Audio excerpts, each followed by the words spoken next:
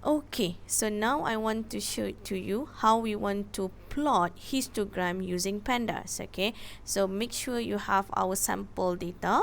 Okay, data set here is a tip.csv. So as usual, you go to new button, you click Python 3. Okay, so they will prepare the kernel for you. Alright, so the first thing you need to import is a library of Pandas. Okay, alright, so PD. Alright, and then now, okay, when you want to plot a histo, alright, inside our Pandas, another library that you need to use is a matplotlib. Okay, .pyplot.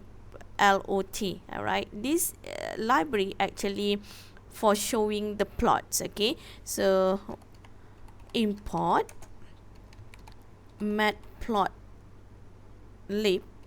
Okay, alright, .pyplot_splt.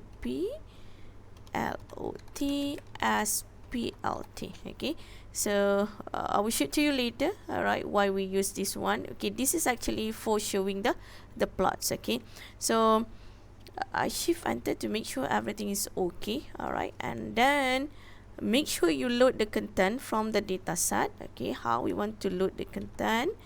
Okay, df pd will read the CSV file, and the name of our file is tip.csv. Okay, alright, now I want to display the content of tip.csv. So I print, okay, the df. Okay, so this is the content of the tip.csv. We have the column name of total bill, tip, gender, date, time, and also the size. Okay, so now I want to show it to you the syntax, how you want to create the histogram by using the histogram method. Okay, so what you need to do is the syntax is df histogram. Okay, in a parenthesis. Okay, now, okay, I choose a specific column. Okay, now we choose a column named as tip. Okay, we want to plot a histogram based on this column named as tip. Okay, so the syntax is df dot histogram. Okay, in a parenthesis, column equal to the name of the column. So we want to display the tip. Okay, I shift enter, so they will display to you the histogram. This is how it looks. Okay, so now the next step is we need to insert the title and labels for x and y axis. So how you want to do it? Okay, we write the syntax again. Okay, df histogram. Okay, the name of the column is tip.